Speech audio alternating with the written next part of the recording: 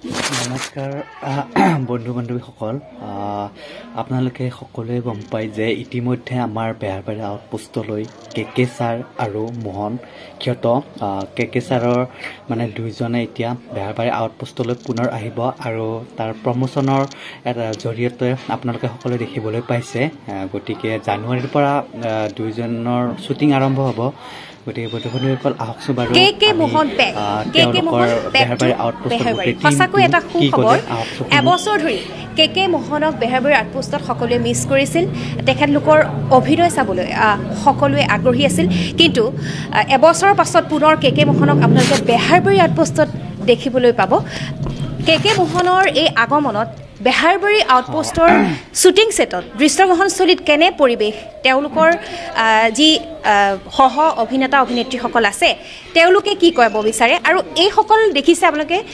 চিনাকি মুখ বেহাৰবাৰী আউটপোষ্টৰ চিনাকি মুখ জনপ্ৰিয় মুখ হিৰণ্যদা আছে লগতে ঋষা আছে বিষ্ণু তৰা মাই আছে সীমা আছে সকলোবিলাকৰ পৰা আমি জানিবলৈ প্ৰয়াস কৰিম যে কে মোহন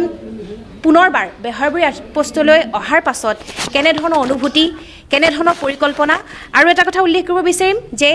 2025 বৰ্ষৰ জানুৱাৰী মাহৰ পৰাই আপোনালোকে কে মোহনক পুনৰ বেহাৰবাৰী আউটপোষ্টত দেখিবলৈ পাব আমি জানিম পৰিচালক মনোজ দাৰ মনৰ খবৰ আমি জানিম নাট্যক আমাৰ চিত্ৰনাট্যকাৰ আমাৰ পল্লৱ দা আছে আমি সকলোবিলাক কথা তেওঁলোকৰ পৰা জানিবলৈ প্ৰয়াস কৰিম এতিয়া মই পূৰ্বে যাম মনোজ দাৰ ওচৰলৈ মনোজ দা যেহেতু কে মোহন বেক কৰিছে আৰু এবছৰৰ পাছত আপুনি আকৌ প্ৰস্তুত হ'ব লাগিব তেওঁলোকক যেনেধৰণে আপুনি পৰিচালনা কৰিছিল সেই পৰিচালনাৰ ভিত্তিত তেওঁলোকে অভিনয় কৰি ইমান জনপ্ৰিয়তা